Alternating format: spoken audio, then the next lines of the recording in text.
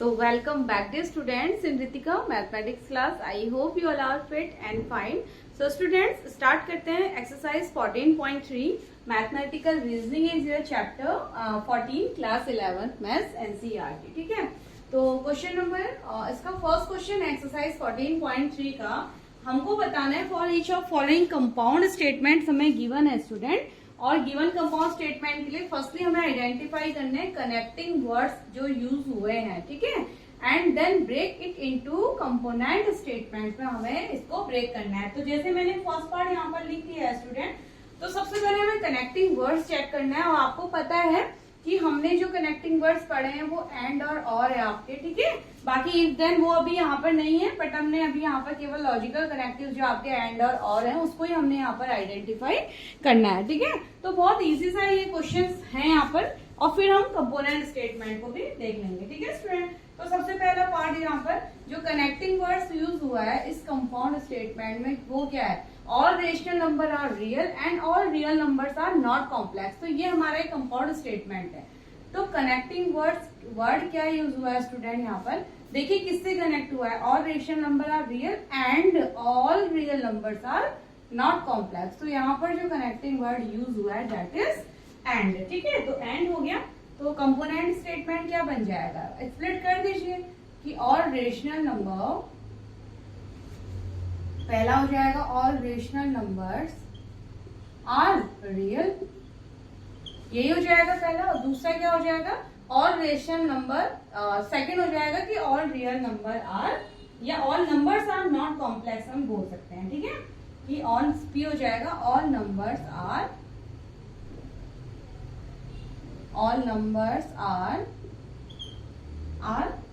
Not complex. तो ये हो गए कंपोनेंट स्टेटमेंट. जब आप इनको वापस जब मर्ज कर देंगे दोनों को पी एंड क्यू बना लेंगे तो ये आपको वापस मिल जाएगा. All rational number are real, ये पहला पार्ट. एंड है all real numbers are not complex student. ठीक है, तो अगर ऑल रेशनल नंबर रियल है और सेकंड हो गया कि all numbers are not complex. ठीक है, क्योंकि अब आप ऐसा समझ लीजिए कि सभी रियल नंबर मतलब रेशनल यानी कि सभी नंबर इसके अंदर इंक्लूड हो जाते हैं.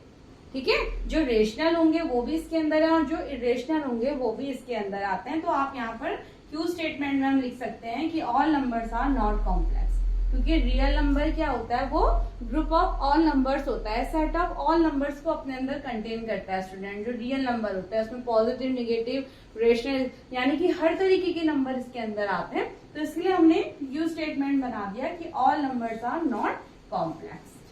Is that clear? ठीक है, और कनेक्टिंग वर्ड्स है यहाँ पर एंड. ठीक है, ऐसे अब सेकंड स्टेटमेंट पे आ जाते हैं.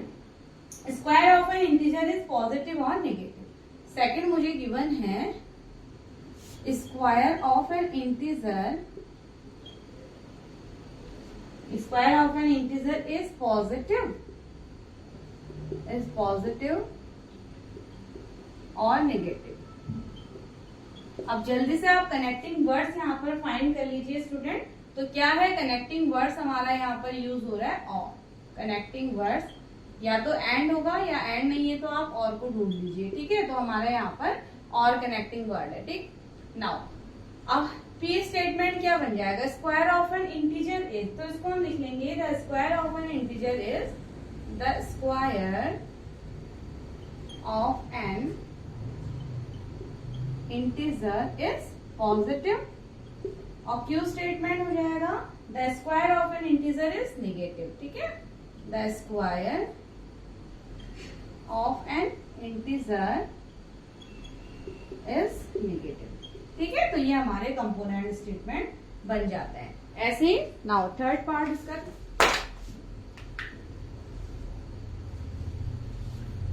चलिए नाउ इसके थर्ड पार्ट में आ जाते हैं. तो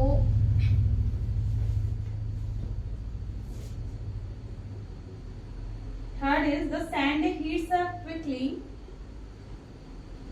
The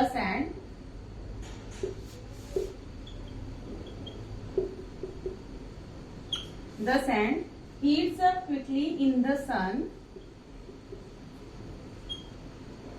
and does not and does not cool down fast at night, and does not cool down fast at night। ठीक है स्टूडेंट, तो ये हमारे पास कंपाउंड स्टेटमेंट आया है। तो सबसे पहले कनेक्टिंग वर्ड्स फाइंड कर लीजिए। तो कनेक्टिव यहाँ पर जो यूज हुआ है क्या है, देखिए the sand hits quickly in the sun and does not cool down fast at night. तो एंड हमारा यहाँ पर कनेक्टिव वर्ड यूज हुआ है स्टूडेंट। नाउ पी क्या हो जाएगा statement, the sand hits quickly in the sun, the sand hits up quickly in the sun. और जो क्यू स्टेटमेंट बनेगा वो हो जाएगा the sand does not cool down, the sand does not cool down fast at night. ठीक है, तो वापस आप जब कंबाइन करेंगे तो फिर से ये कंपाउंड स्टेटमेंट बन जाएगा। नाउ फोर्थ है x is equal to 2 and x is equal to 3 are the roots of equation, are the roots of equation 3x square minus x minus 10 is equals to 0। तो ये हमारे compound mathematical statement हमें दिया गया student. तो उसमें connecting words क्या हो जाएगा, connecting word x equal to 2 and x equal to 3 are root of, and यहाँ पर कनेक्टिंग वर्ड यूज हुआ है स्टूडेंट। ठीक है, एक बाइनोमियल हमारे पास इक्वेशन है, क्वाड्रेटिक इक्वेशन है, तो इसके दो रूट्स हमें मिलेंगे और वही बोला गया है कि x equal to 2 and x equal to 3 इसके रूट्स हैं, तो इस इक्वेशन के रूट है। तो एंड से ये कनेक्टिव हुआ है स्टूडेंट वर्ड। ठीक है, तो पहला जो स्टेटमेंट कंपोनेंट बनेगा वो हो जाएगा x equal to 2 is the root of this equation, root of equation 3x square minus x minus 10 is equals to 0। और Q statement बन जाएगा x equals to 3 is the root of equation same 3x square minus x minus 10 is equals to 0। ठीक है student, तो ये हो गया हमारे यहाँ पर फोर्थ पार्ट कंप्लीट। तो यही हमारा फर्स्ट क्वेश्चन था। नाउ सेकंड क्वेश्चन पे आ जाते हैं।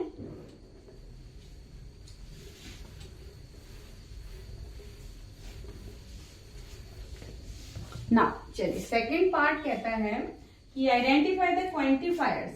क्वांटिफायर जो क्वांटिटी को, हमें जो क्वांटिटी ऑफ एनी प्रपोजिशन या जो एक्सप्रेस करते हैं वो वर्ड्स स्टूडेंट जो क्वांटिटी को एक्सप्रेस करते हैं, जैसे ऑल है, फ्यू है, सम है। ठीक है, तो इस तरीके से, तो identify the quantifiers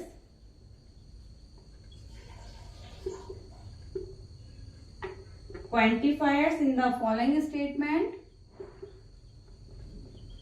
in the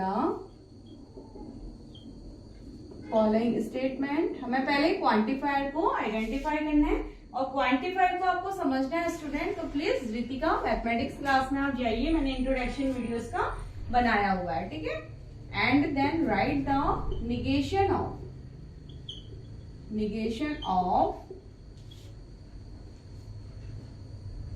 the statement।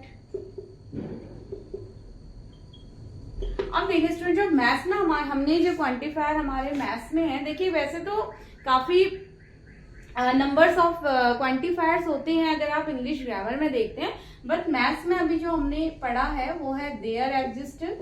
ठीक है, जो एटलीस्ट 1 के लिए हम यूज करते हैं जिसको, और दूसरा हमने पढ़ा यहाँ पर फॉर ऑल। ठीक है, फॉर ऑल। तो ये दो क्वांटिफायर्स हमने अपने मैथ्स में अभी पढ़े हैं मैथमेटिकल रीजनिंग में स्टूडेंट। अब जब आप देखिए निगेशन में क्या हो जाएगा, अगर आपके गिवन स्टेटमेंट में ये दिया जा रहा है तो निगेशन बनाते समय आप फॉर ऑल कर लीजिए। अगर गिवन स्टेटमेंट में फॉर ऑल दिया जा रहा है तो निगेशन बनाते समय आप देयर एग्जिस्ट कर लीजिए। तो बस आप एक दूसरे से इसको चेंज कर दीजिए। ठीक है, अगर कहने का मीन्स है अगर पी स्टेटमेंट में देयर एग्जिस्ट का यूज है तो नॉट पी में आप फॉर ऑल का यूज कीजिए। अगर पी में आपका, अगर पी स्टेटमेंट में फॉर ऑल का यूज है तो नॉट पी में आप देयर एग्जिस्ट यूज कर लीजिए। तो ऐसे आपको ये एक इजी तरीका होता है निगेशन को बनाने का। ठीक है, तो चलिए लिख लेते हैं, कुछ समझते हैं। यहाँ पर फर्स्ट पार्ट है there exist a number which is equal to, there exists a number which is equal to its square, which is equal to its square. तो क्वांटिफायर जो है स्टूडेंट, मैं पहले 1 by 1 ही आपको सॉल्व करवा रही हूँ। तो क्वांटिफायर्स का जो यूज हुआ है वो क्या है, जल्दी से आपने आइडेंटिफाई कर ही लिया होगा आई होप। देयर एग्जिस्ट हमारा यहाँ पर क्या है, क्वांटिफायर्स है। तो नाउ अब निगेशन बनाएंगे स्टूडेंट। पहला काम हमने कर लिया and right the negation of the statement. इस स्टेटमेंट का निगेशन क्या हो जाएगा, देयर एग्जिस्ट जब आपका होता है कहने का मतलब पी स्टेटमेंट हमारे पास है कि there exist a number which is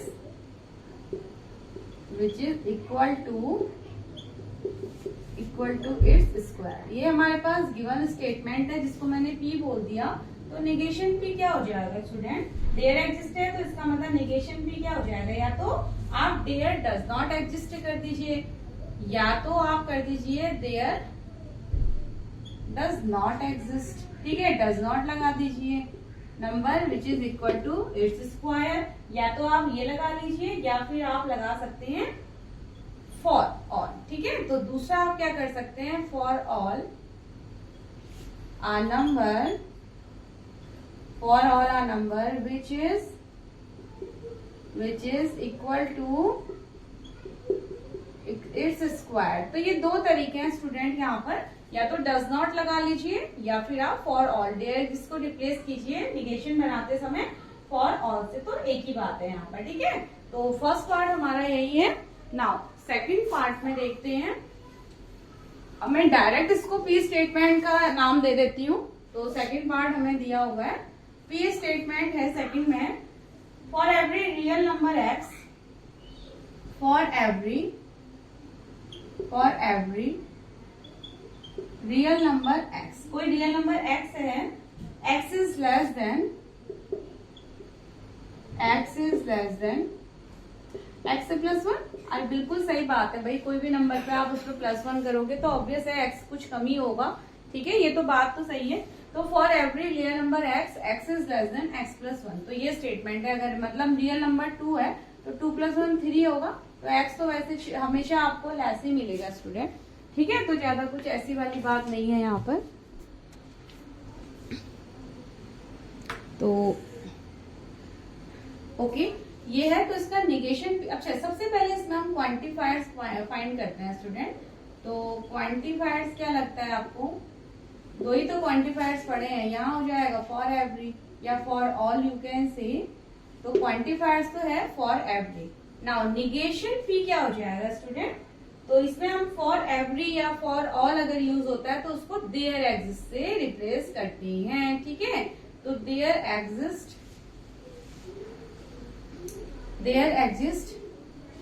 a real number x, there exist a real number x। ठीक है, there exist real number x such that x is not less than, ऐसे लिख लीजिए, अच्छा से इसको थोड़ा रिप्रेजेंट कर लेते हैं, such that x is less than x plus 1।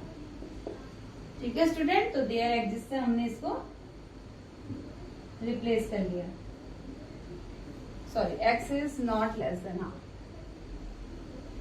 x is not less than x plus 1। इसका फर्स्ट वाला भी जो बनाया है शायद वहां पर भी नॉट यूज नहीं हुआ है स्टूडेंट फर्स्ट वाले पार्ट में, तो प्लीज आप वहां पर नॉट लगा लीजिएगा। ठीक है, नाउ थर्ड में, तो ये हो गया इसका थर्ड। नाउ थर्ड पार्ट में आ जाते हैं। आप देखिए थर्ड है, पी जो स्टेटमेंट हमें दिया हुआ है वो है, there exist a capital of every state of India. ये है there exist a capital of every state of India. तो ये हमारा पी स्टेटमेंट आता है स्टूडेंट। ठीक है, नाउ क्वांटिफायर्स सबसे पहले निकाल लीजिए। क्वांटिफायर्स क्या है हमारा, देयर एग्जिस्ट है भाई, क्वांटिफायर्स है यहाँ पर देयर एग्जिस्ट। ठीक है, निगेशन पी क्या हो जाएगा, देयर एग्जिस्ट है तो देयर डज नॉट एग्जिस्ट आप लिख सकते हैं। आपको मैंने दोनों तरीके बता दिए, तो आप देयर डज नॉट एग्जिस्ट, यहीं पर डज नॉट लगा दीजिए। Exist are capital of every state of India, every state of India. या अगर आपको फॉर ऑल लगाना है स्टूडेंट, तो फॉर ऑल, ठीक है, देयर एग्जिस्ट की जगह for all a capital of, for all not a capital of every state in India, ठीक है। तो आप फॉर ऑल के साथ नॉट लगा सकते हैं, अदरवाइज ये भी इजी सा होता है, तो डज नॉट एग्जिस्ट आप यहाँ पर यूज कर लीजिए, ठीक है। Now question number 3, question number 3 इसका लास्ट पार्ट है।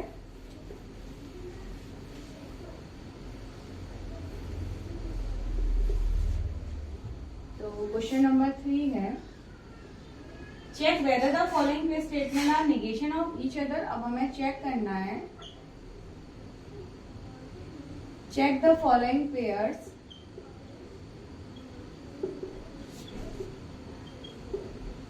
following pairs of statements are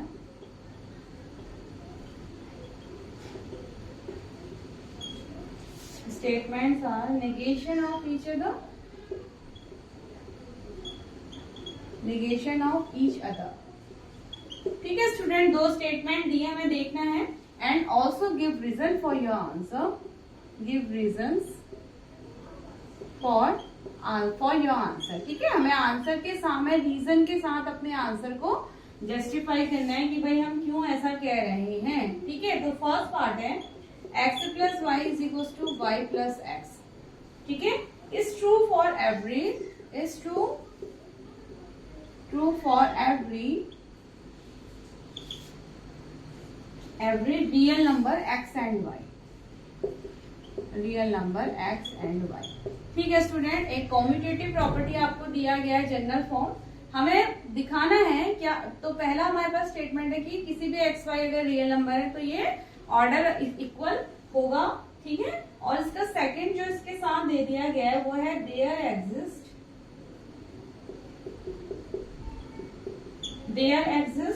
real number x and y, there exist real number x and y for which x plus y is equals to y plus x। तो अब जल्दी से find कीजिए student, क्या ये दोनों, पहले तो हमें बताना है निगेशन ऑफ ईच अदर है या नहीं, और फिर अपना एक रीजन भी हमें यहाँ पर रखना होगा स्टूडेंट, ठीक है। अब तो क्या करेंगे इस क्वेश्चन में, देखिए क्या ये जो कंडीशन है ये हमारी सभी रियल नंबर x और y के लिए ट्रू है स्टूडेंट। तो ठीक है, ट्रू फॉर एवरी रियल, और ये कहता है कि there exist real number x and y for which x plus y is equal to y plus x. अब अगर आप निगेशन देखते हैं स्टूडेंट, फर्स्ट वाले का अगर आप निगेशन देखते हैं तो क्या कह रहा है, तो अगर मैं इसको p स्टेटमेंट दे दूं तो निगेशन ऑफ p क्या आ जाएगा कि x plus y is equals to y plus x is not true for every real number x and y। भाई नॉट ट्रू यानी कि ये सभी real number x and y के लिए ट्रू नहीं है। और जो सेकेंड स्टेटमेंट है वो कह रहा है कि there exist real number x and y for which x plus y is equal to y plus x student, ठीक है।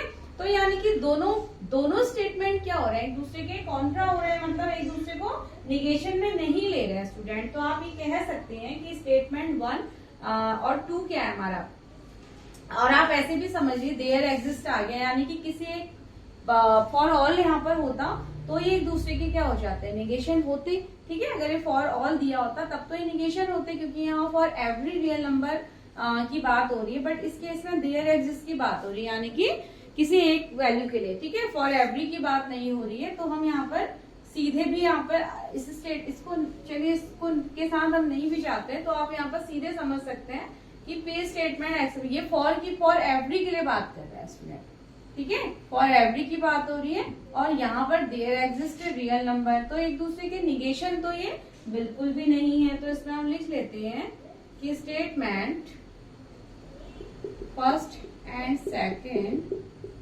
are not negation to each other, are not negation of each other. ठीक है, for every and there, जिससे आपको पता चल रहा है कि नेगेशन एक दूसरे के बिल्कुल भी नहीं है स्टूडेंट। ठीक है, नाउ क्वेश्चन नंबर 4 है। चलिए इसके लिए मैं पूरा यहाँ पर इरेज कर देती हूँ।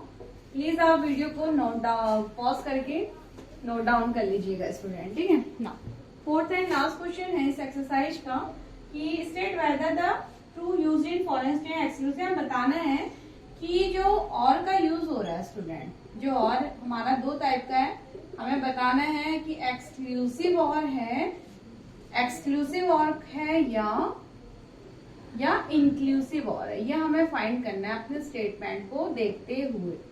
ठीक है, तो मैं पूरा लेंथी क्वेश्चन यहाँ पर राइट डाउन नहीं कर रही हूँ, केवल आपको जो और कनेक्टिव दिया जा रहा है स्टूडेंट, हमें उसको लेके बताना है कि ये एक्सक्लूसिव और है या इंक्लूसिव और है। तो चलिए फर्स्ट में पी स्टेटमेंट जो मुझे दिया है, फर्स्ट सनराइजेस और मून सेट्स, सनराइजेस और मून सेट्स। एक्सक्लूसिव और क्या होता है, जब दोनों आपके स्टेटमेंट साथ में चल रहे होते हैं स्टूडेंट, साइमल्टेनियसली अगर हमारे दोनों स्टेटमेंट चल रहे हैं तो एक्सक्लूसिव और है, अगर नहीं चलते हैं साइमल्टेनियसली तो इंक्लूसिव और है। ठीक है, सॉरी मैंने कुछ अपोजिट बोला है। देखिए साइमल्टेनियसली चलते हैं तो इंक्लूसिव और है, अगर नहीं चलते हैं स्टूडेंट, अगर आपकी जो अल्टरनेट्स आपको दिए जा रहे हैं स्टेटमेंट अगर साइमल्टेनियसली नहीं चलते हैं तो एक्सक्लूसिव और होगा, चलेंगे तो इंक्लूसिव और होगा। अब यहाँ पर देखिए कि एक में सनराइजेस और मून सेट हो रहा है, तो क्या है यहाँ पर एक्सक्लूसिव है या इंक्लूसिव है। ठीक है, तो या आप ऐसे भी कह सकते हैं अगर एक स्टेटमेंट ट्रू है, अगर एक स्टेटमेंट ट्रू है तो क्या हो जाएगा एक्सक्लूसिव, अगर दोनों ट्रू हैं तो इंक्लूसिव। ठीक है स्टूडेंट, ऐसे आप समझ सकते हैं। तो चलिए इसमें फर्स्ट का आंसर हो जाएगा, तो व्हेन सनराइजेस, जब सनराइज करेगा, when sunrises the moon sets, the moon sets, one of the happening will take place. ठीक है, moon sets, one of the happening, one of the happening will take place. यानी कि दोनों simultaneously नहीं हो सकते कि सन भी राइज हो रहा है मून भी सेट हो रहा है स्टूडेंट। ठीक है, तो यानी कि कोई भी एक हमारा जो यहाँ पर स्टेटमेंट है वही यहाँ पर ट्रू होगा। ठीक है, तो इसमें इस कंडीशन में one of happening will take place, तो इस कंडीशन में क्या हो जाता है, हैंस और इज एक्सक्लूसिव, हैंस और इज एक्सक्लूसिव। इस केस में जो और है हमारा वो एक्सक्लूसिव है, दोनों चीजें साथ नहीं हो सकती। ठीक है, यानी कि या तो सनराइज होगा या मून सेट होगा, भाई एक ही चीज ट्रू होगी यहाँ पर, तो इसलिए ये एक्सक्लूसिव और का एग्जाम्पल है। सेकेंड हमें स्टेटमेंट दिया है to apply for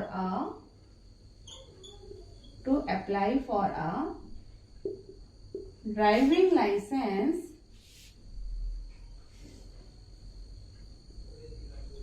to applying for a driving you should have a ration card or a passport। ठीक है, you should have a ration card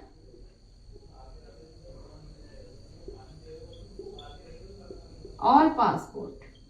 अब इसमें गैस कीजिए इंक्लूसिव है या एक्सक्लूसिव है। To apply for a driving licence you should have a ration card और passport. ठीक है स्टूडेंट, जब अगर हम ड्राइविंग लाइसेंस के लिए अप्लाई करते हैं तो हमारे पास राशन कार्ड और पासपोर्ट दोनों होने चाहिए। ठीक है, यानी कि both can be used to, तो इसमें क्या लिख लेंगे, टू अप्लाई। तो ये दोनों चीजें साथ में हो सकती हैं भाई, दोनों ट्रू हैं, तो to apply for a ration card, sorry for a driving licence. ठीक है, ये दोनों इवेंट यानी कि राशन कार्ड और पासपोर्ट, हम ये दोनों स्टेटमेंट हमारे साथ में हो सकते हैं। ठीक है, driving licence either a ration card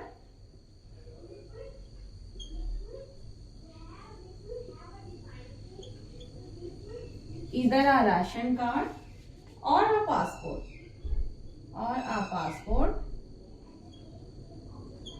or both, ठीक है, या तो राशन कार्ड या पासपोर्ट या दोनों, और बोथ कैन बी यूज्ड, यानी कि दोनों भी साथ में हो सकते हैं, ठीक है। ऐसा नहीं है कि बिल्कुल ये होगा तो यानी कि आप खाली राशन, दोनों भी आप दे सकते हैं। तो दोनों अगर ट्रू होते हैं, दोनों स्टेटमेंट अगर साथ में साइमल्टेनियस हो सकते हैं तो वो क्या हो जाते हैं, both can be used. So it is क्या हो गया, तो इस केस में और क्या है स्टूडेंट, और इज इंक्लूसिव, दोनों साथ में हो सकते हैं, तो और इंक्लूसिव। नाउ थर्ड हमारा जो पॉइंट है वो है ऑल इंटीजर्स आर पॉजिटिव और नेगेटिव। थर्ड है ऑल इंटीजर्स आर पॉजिटिव और नेगेटिव। अब ये और आप बताइए जल्दी से कि नेगेटिव, ठीक है। अब ये और आप ये वाला बताइए कि ये और इंक्लूसिव है एक्सक्लूसिव। क्या कोई एक नंबर साथ में पॉजिटिव नेगेटिव दोनों हो सकता है स्टूडेंट? तो ऐसा पॉसिबल नहीं है कि कोई भी एक या सारे इंटीजर पॉजिटिव नेगेटिव हो जाए, ठीक है। यानी कि कुछ पॉजिटिव होंगे तो कुछ नेगेटिव होंगे। तो ऑल इंटीजर्स में लिख लेते हैं कि an integers can not be both at a time. ये कहने का मतलब है बोथ एट अ टाइम, ठीक है। Can not be both negative और पॉजिटिव एट अ टाइम, ऐसे नेगेटिव और पॉजिटिव एट अ टाइम, एक टाइम में। यानी कि कोई भी एक इंटीजर पॉजिटिव नेगेटिव एक साथ आप नहीं ले सकते। तो यानी कि दोनों इवेंट साथ में नहीं हो सकते, पॉजिटिव और नेगेटिव का होना किसी भी एक इंटीजर का। तो इसका मतलब क्या है, कोई एक ही हो पाएगा स्टूडेंट। तो ये क्या हो गया, इसलिए और इज एक्सक्लूसिव। तो बस ये हमारा इंक्लूसिव और एक्सक्लूसिव को समझने की एक्सरसाइज थी स्टूडेंट। तो ये आप लोग यहाँ तक समझ गए होंगे। तो आप बस सिंपली आप ऐसे फाइंड कर सकते हैं कि अगर दोनों स्टेटमेंट साथ में ट्रू होते हैं तो इंक्लूसिव है। अगर कोई एक ही पॉसिबल हो पाता है तो यानी कि दोनों का साथ में होना पॉसिबल नहीं है साइमल्टेनियसली, तो एक्सक्लूसिव और हो जाता है स्टूडेंट, ठीक है। तो ये था हमारा एक्सरसाइज 14.3। तो चलिए मिलते हैं नेक्स्ट एक्सरसाइज में। Till then bye and take care.